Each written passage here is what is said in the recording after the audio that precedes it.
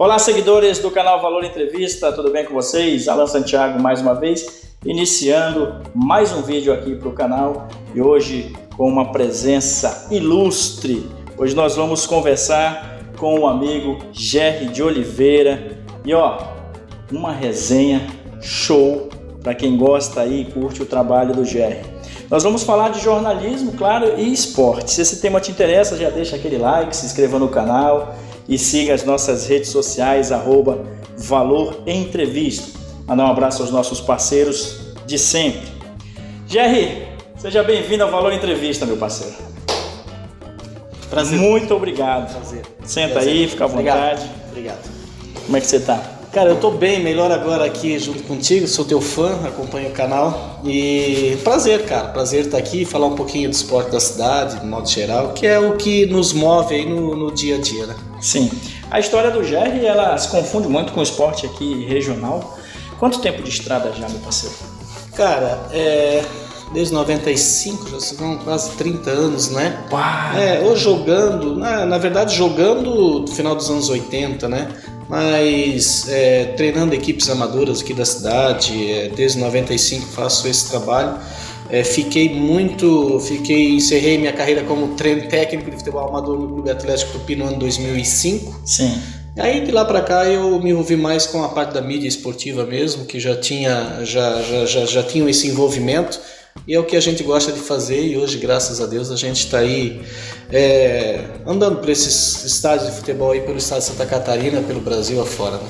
O Jerry é legal que ele tem uma experiência de campo enorme, né, Jerry? Assim, aquilo que eu sempre falo, né, professor, a gente sabe o cheiro do vestiário, né? Então. Tem muita gente que vai dar entrevista, entrevista as outras pessoas, é profissional na área, mas nunca cheirou um vestiário, né? Sim. E a gente a gente sabe o que acontece dentro dos vestiários de futebol. Então, talvez isso dá até um amadurecimento a mais e pra gente falar sobre esporte, sobre futebol, enfim, o cheiro do vestiário ele faz a diferença depois na vida da pessoa. Legal, falando ali do Tupi especificamente, muitas lembranças boas ali. Muitas, cara. Meu último título no futebol amador foi no Tupi em 2003, como treinador. O Ciro André Quintino era o presidente do clube, né? E foi uma equipe maravilhosa. A gente conquistou o campeonato regional de futebol, organizado pela Liga Blumenauense de Futebol. Sim. Foi o último título do Tupi em 2003, né? O Tupi depois não conquistou mais nenhum título. Aí em 2004 ainda, frente ao Tupi como treinador, veio o vice-campeonato. A gente acabou perdendo a final, né? Dentro de casa. Então foi uma experiência assim maravilhosa. 2005 daí eu já trabalhando mais com as categorias de base, né? Trabalhava no sub-17 ali no Tupi. E então foram 3 anos assim, cara, frente ao Tupi. O Tupi na verdade é um negócio que não dá para descrever. É uma emoção. O torcedor do Tupi é algo diferente. Só para você ter uma ideia, em 2003 quando nós fomos campeões, a final foi dentro do Carlos Barbosa Fontes, a final foi contra o Atlético da Vila da Itopava, de Blumenau. Tinha 2.300 pessoas no Clube Atlético Tupi naquela ocasião e fomos campeão, ganhamos na prorrogação. Foi um jogo assim eletrizante, né? E depois em 2004 a gente perdeu dentro de casa com mais ou menos assim 2.000 e poucas pessoas. Então o Clube Atlético Tupi é a grande referência do futebol, não só da cidade, tá? Sim. Hoje fala em trabalho de base do Tupi no estado de Santa Catarina, todo mundo conhece o trabalho do Clube Atlético Tupi. Então, né, foi assim, foram momentos no Tupi que eu vou levar pro caixão. Essa é a grande verdade. Legal. Quem no Tupi tu considera cracaço de futebol? Cara, que jogou, eu vou falar do meu time, né? Sim. Tinha o Márcio no gol, Márcio Cabana, lateral direito Juliano Santos, um baita cara. Os dois zagueiros eram... Vamos ver se a memória tá boa agora. Vamos lá. Os dois zagueiros eram o Arno e o Preto, era um zagueiro no primeiro time, no time 2003, e na lateral esquerdo o Jean Gasparim, que inclusive o Jean Francisco, que é aqui da região do Gasparim. No meio de campo nós tínhamos o Bruno, que é o atual presidente do Tupi, camisa 10, pensando num jogador de uma qualidade de passe. O Bruno eu quero que venha aqui, ouviu, Bruno? Se estiver vendo a nossa entrevista, já dá uma chegada aí com a gente. O Bruno era um jogador realmente diferenciado. O Bruno e o 13, né, os dois meias, né, o 13 que teve uma passagem muito marcante no Criciúma, no Blumenau Esporte Clube, né, ficou aqui na nossa região durante 20 anos e hoje ele voltou para a cidade dele. E na frente jogava o Vanderlei, né? Vanderlei Kinop. Vanderlei Kinop. Meu parceiro. E o Alisson, né? O Alisson era o outro centroavante. Aí no... O Vanderlei jogava isso tudo mesmo? Era bom jogador. O Vanderlei era um jogador excepcional, uma qualidade técnica muito boa, principalmente pelo lado direito. Ele era um jogador que fazia diferença. E o Vanderlei, quando jogou com a gente em 2003, ele já vinha como o mais experiente do grupo. Era um daqueles jogadores que o pessoal ouvia. Era o Vanderlei, o Arno, né? O Arno Keller, né? Que é o pai do ex-goleiro do Tupi, do Clube Atlético Metropolitano, quando o Metropolitano foi campeão em 2018 da Série B do Campeonato Catarinense. Fugiu o nome do goleiro agora, mas o Arno era um cara, o Arno e o Vanderlei eram dois caras muito experientes, jogadores realmente diferenciados e que foram importantes na conquista do Tupi. O Juliano Santos é cracaço. Agora tu me perguntasse quem é o craque, né? Para mim, o melhor jogador de futebol amador da cidade de Gaspar, eu não tenho dúvida de falar que foi o Jean Gasparini. Um jogador completo, um jogador que tinha uma técnica... Força técnica, arranque... espetacular. Batia bem na bola. Poder de marcação muito grande, né? Visão. Eu esqueci do volante, né? Os dois volantes, né? O Juliano Galego, né? Que era um jogador que era a força, né? A força bruta, vamos dizer assim, né? E nós tínhamos o Preto, que era um jogador mais, né? Tinha o Luciano na zaga também, o irmão do Gerson Sestoni, né? Era o Luciano e o Arno, e o Preto e o Juliano Galego eram os dois volantes. No segundo ano que o Luciano saiu, aí sim quem compôs a zaga foi o Preto e o Arno, que a gente acabou sendo o vice-campeão. Entrevistar uma pessoa com uma história, como é o caso do Jerry, é bacana porque você relembra muitas coisas boas. Como é pra ti, cara, relembrar esse timaço que tu tinha na mão? Cara, tu pensa na responsabilidade. Dá pra se emocionar? Dá, cara, porque tu pensa na responsabilidade. Era um cara de 29 anos, né? Eu fui, na história do Tupi, eu acho que o treinador mais jovem campeão no Tupi, né? Cara, e de repente eu tava lá com os caras que eu cresci jogando, que eu cresci ouvindo, o Arno, baita zagueiro, Vanderlei, baita atacante, né? O Juliano Santos, um baita jogador. Então, aí o Preto, que tinha acabado de sair do profissional do Marcílio Dias, estava ali. Então, cara, era uma equipe... Eu conheci muitas equipes do Clube Atlético Tupi, mas com um poder de qualidade igual àquela, realmente, eu acho que no Tupi dificilmente teve. Claro, tirando os anos 60, 70, que foram anos aí memoráveis pro Tupi, aí a história conta por si só, né? Mas esse time de 2013 realmente era um time diferenciado. Bacana. Aí vem toda essa experiência, né, in loco, vendo, assistindo, estando ali do lado, contribuindo em campo, e vem a transição, que é fazer o jornalismo esportivo. E aí eu quero que tu deixe uma dica aí para quem está assistindo, aquela dica valiosa para quem está pensando em ser jornalista de campo. Cara, primeiro estudar e persistir nos sonhos, né? Mas o estudo ele é fundamental, importância. Você precisa se atualizar todos os dias. Você precisa estudar todos os dias, não é porque você é um cara formado em alguma coisa, você não parar de estudar. Você tem que acompanhar as mudanças, que são muito rápidas, né? O processo é muito rápido, né? Então, estudar e persistir, cara. Eu acho que eu era um garotinho que, quando eu morava no Bela Vista, era um garoto de 12, 13 anos, assim que eu vim para Gaspar. Quando eu, na verdade, sou oriundo lá da cidade de José Boatê, né? Então, lá eu já ouvia um motorrádio amarelo que eu tinha ganhado na Copa de 82. Motorrádio. Para ouvir a Copa do Mundo de 82, eu era garotinho de 8 anos de idade. A história, os Jogos do Brasil era 3h30 da tarde e a escola liberava às 3 horas para ver os Jogos do Brasil. Só que a distância de eu caminhar era de 4, 5 quilômetros, né? Então, meu pai, né, meu falecido pai, me deu um rádio para mim vir ouvindo. Então, a paixão já vem daquela época, né? E eu sempre fui muito fã de comunicação, de rádio, mas nunca tive a oportunidade de estudar propriamente dito, né? E aí, ao natural, né? Eu lembro que a primeira entrevista que eu dei como jogador de futebol para a Rádio Sentinela do Vale, que o Neneca, inclusive, me entrevistou, e, se eu não me engano, foi no ano de 1992, a gente estava disputando um campeonato de futsal, eu era goleiro de futsal também. Então, tremia na base. Não, cara, era um negócio assim que as palavras não saíam, sabe? E eu disse, poxa, cara, um dia eu quero. Aí, né, trabalhando no futebol, aí depois conhecendo, fazendo amizade, principalmente com o Valnei Henrique, Neneca, o Vilas da Silva, né, o saudoso Vilas da Silva, popular Sabão. Aí um dia veio o convite do Valnei, né, isso no ano de 2000, se não me falha a memória. Então, quando eu fui pro Tupi em 2003, eu já estava na rádio. Então, o que eu fazia? Eu parava da rádio, ia pro Tupi, aí terminava o processo com o Tupi e voltava a fazer rádio, né? Então eu tô aí desde 2000, né, praticamente dentro da rádio, já escrevendo para o jornal, escrevi 18 anos para o jornal Cruzeiro do Vale, né? Mas assim, cara, a dica que eu dou é estudem, né, se preparem. O mercado hoje, ele é um mercado difícil, né? Hoje você pode ver pelas mídias aí o quão é difícil você ser um jornalista. Pode ser ele esportivo, pode ser ele de entretenimento, pode ser ele de política, mas é um processo bem complicado hoje. Essa é a nossa próxima pergunta, que vai nesse sentido aí. Para quem está assistindo, Jair de Oliveira, o nosso convidado aqui no canal Valor Entrevista, hoje falando de esporte. Agora a gente vai trabalhar um pouco essa questão do jornalismo. Cara, falando em redes sociais, qual a importância desse momento, né, que nós estamos passando por esse período de pandemia, onde tudo acontece de forma online, para a divulgação de um profissional na área de jornalismo esportivo? Cara, ela é de fundamental importância hoje, sabendo ser usada, essa que é a grande verdade, né? Uma rede social bem montada hoje, com o poder de conhecimento de quem está à frente dela, hoje ela te traz valores expressivos, cara, de seguidores, né, financeiro também, né? A rede social hoje ela tem uma importância muito grande. E a rede social hoje ela consegue, se você souber usar ela, separar o certo e o errado.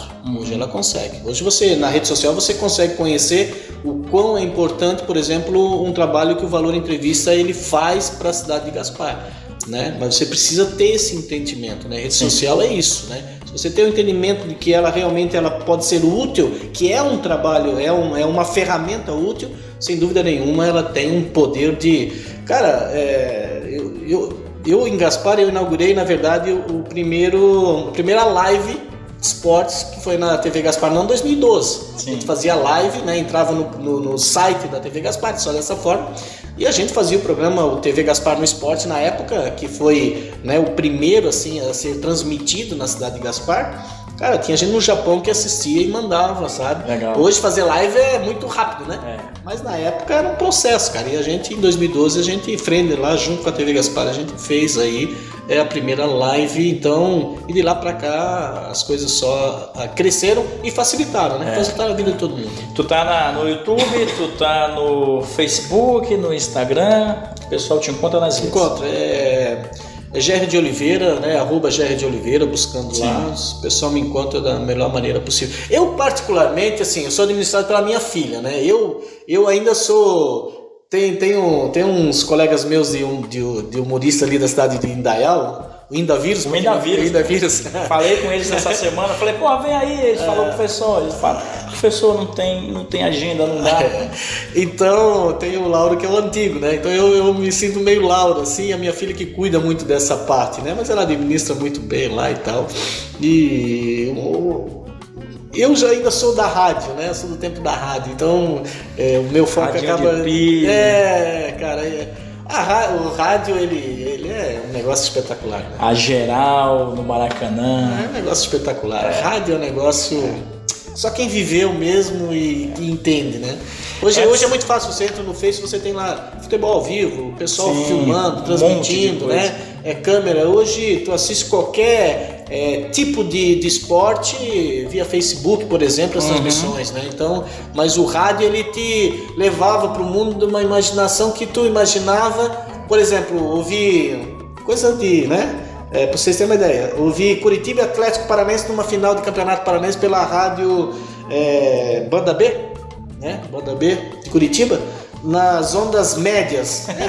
Cara, isso não é pra qualquer, sabe? É bem louco. O jovem, né, que tá ouvindo agora não tem noção. Não sabe, cara. Aí tá aquele radinho, tu puxava a antena e tu ia em algum determinado lugar que não tinha tanta interferência e ali tu ouvia, né? Ouvia um Vasco e Flamengo, assim, domingo à tarde, Zé Carlos Araújo transmitindo, anos 84, isso aqui é um negócio impressionante. Estamos conversando com o amigo Jair de Oliveira. Agora a gente vai fazer algumas previsões. Como você é do esporte, vamos lá. Eu vou ver se você... Eu sou ruim de previsão. Por mim, meu Botafogo estaria na Série A. Previsão. Mas olha só, Copa do Brasil, quem que tu aponta aí como possível campeão?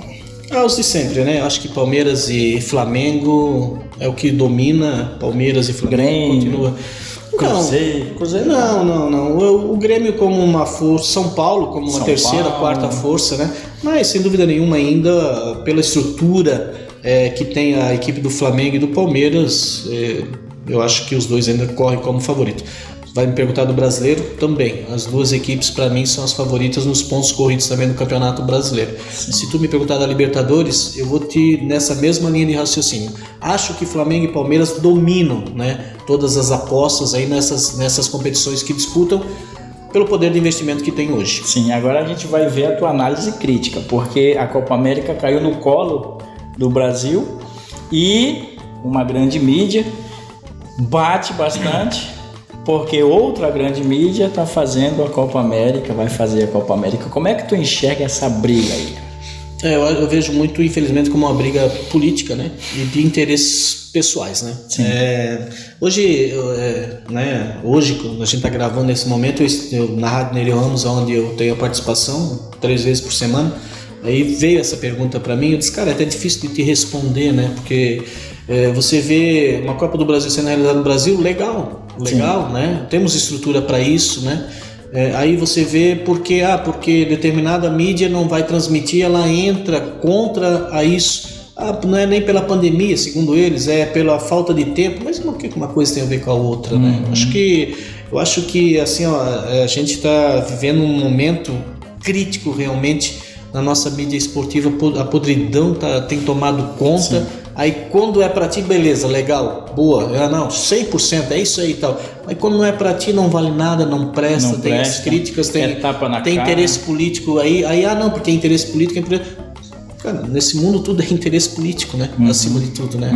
Então é difícil até de eu te responder sobre esse momento. É realmente um momento que agora os jogadores da seleção estão fazendo beicinho, que não querem disputar a Copa América, estão lá tentando tumultuar. Cara, não precisa nada disso, cara. Sim. Não precisa nada disso. Vai pra campo e joga. Toca a Copa América, toca a Sul-Americana, toca a Libertadores. Mas a Copa América era na Argentina, na Colômbia, cara. Se aqui deu condição, faz aqui. Se fosse no Uruguai, faria no Uruguai, sem problema nenhum. Eu vejo assim, que até comentei hoje, fazem muita tempestade num copinho de água, entendeu? Para desmerecer, para valorizar um, para desmerecer o outro. Sim. É a podridão, é a parte podre da mídia que no tocante, né, acaba atrapalhando. E dá para cravar quem pode ser o possível campeão da Copa América? Fica entre Brasil e Argentina, né? Apesar que a Argentina, o último título que a Argentina teve de Copa América foi no ano 93, né? Foi o último título, na verdade, da Argentina. Mas o Brasil há muito tempo também não conquista nada além da Copa América. Mas fica entre Brasil e Argentina, um Uruguai correndo por fora. Um Chile muito enfraquecido, envelhecido, né? A seleção chilena é muito envelhecida, né? Eu não acredito que tenha essa condição. Mas se falando de um torneio, tudo pode acontecer. Exatamente. Diferentemente de uma eliminatória, que são pontos corridos, né? Então, num torneio tudo pode acontecer, pode aparecer até uma força do Equador, que eu acho que não vejo assim como provável. Mas Brasil e Argentina, para mim, na minha bolsa de aposta, são as duas equipes favoritas. E o teu Botafogo? É um problema, aí entra na questão financeira, né? Um clube arrebentado financeiramente, um clube muito mal administrado durante muitas décadas, né? Não é nem anos, décadas, né? É exemplo do Vasco da Gama também. Sim. E então é o reflexo de tudo que envolveu as administrações. Cruzeiro, a mesma coisa. Cruzeiro, na verdade, me preocupa mais. Se eu te falar que o Cruzeiro hoje me preocupa mais que Botafogo e Vasco da Gama, o Cruzeiro hoje corre um grande risco até de fechar pela situação que vive, né? Não que seja diferente Vasco e Botafogo, né? Mas são 3 grandes clubes que não mereciam estar onde estão, né? Pela história. Sim. Pela história. Mas é aquele ditado que diz, né? Museu, né? O museu, a história fica lá pro lado do museu. Então nós temos que ver a realidade. E as equipes que se prepararam para viver esse momento estão fazendo a diferença, que é Flamengo, Palmeiras, tem investimento, tem administração, agora gestão, né? Aquela pergunta bem pegadora. Quando é que tu vai torcer pro Flamengo? Tu sabe que eu sou botafoguense, né? Não precisa falar mais nada. Então todo botafoguense, cara, eu vou te falar que aquele Flamengo de Adílio, Zico, Andrade, cara, eu era torcedor. O Botafogo tinha bons valores, Marinho, né? Entre outros jogadores também que desfilavam. Mas aquele time que tinha Zico, Andrade, Adílio, Nunes, era um timaço, me chamava a atenção. Hoje eu vejo assim os ídolos o que não fazer gostar, né? Hoje, do time que tu considera teu grande rival, teu grande adversário, né? São as atitudes dos atletas, sabe? Sim. Eu acho que hoje em dia é um negócio muito... marketing.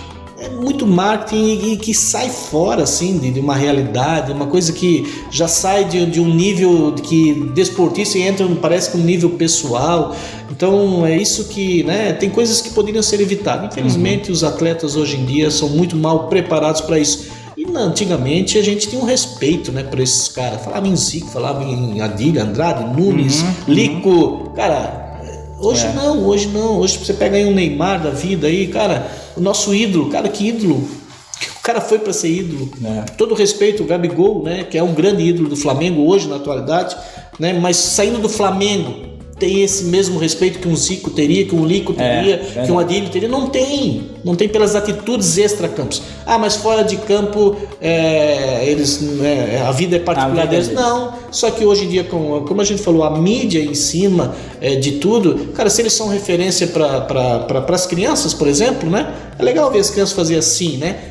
Igual imitar o Gabigol, né? Claro que é legal, mas fora de campo, cara, o que esse cara traz de resultado positivo para uma criança? Nada, cara. Os caras estão envolvidos em prostituição, em bebedeira, em jogatina e a vida tá dessa forma. Então eles precisavam repensar um pouco mais sobre a condição de ídolo. Sim, pessoal, nós estamos conversando com Gerry de Oliveira, esportista, cara, uma história incrível aqui no esporte da nossa região. Chegamos ao final com a última pergunta, que é o seguinte: e aí, o que esperar do Gerry para o futuro? Professor, eu tenho 47 anos, né? Já vivi o futebol amador da cidade, já vivi a imprensa da cidade. Posso dizer que eu escrevi, eu apresentei televisão, rádio, comentei reportagem de campo. A minha paixão é reportagem de campo, né? E eu acho que aqui na cidade, em tudo que envolve o esporte da nossa cidade, muito enfraquecido, tanto como mídia e como investimento também, né? Com essa pandemia atrapalhou ainda mais. O esporte da cidade está bastante complicado. E hoje estou fazendo todo um projeto da Rádio Nereu Ramos da cidade de Blumenau, né? Tenho acompanhado aí, tenho feito o trabalho de Liga Nacional de Futsal, Campeonato Catarinense, Série B, Série A do Campeonato Brasileiro, enfim, Libertadores da América, a gente tem acompanhado. Meu futuro hoje eu quero ser repórter de campo. Eu falei na Nereu, eu não quero ser comentarista, eu quero ser repórter de campo. Enquanto Deus me der saúde, né? E eu puder estar à beira dos gramados, eu vou estar, cara, fazendo com o maior prazer. O dia que Gaspar voltar com competições e eu tiver um convite de alguma mídia da cidade, eu estarei de volta também. Mas o meu futuro é estar ao lado do esporte. Continuo ao lado do esporte e fazendo o que eu mais gosto. Estar no microfone, isso é um negócio que é apaixonante. Como dizem, né? É uma cachaça que a gente não consegue deixar de gostar.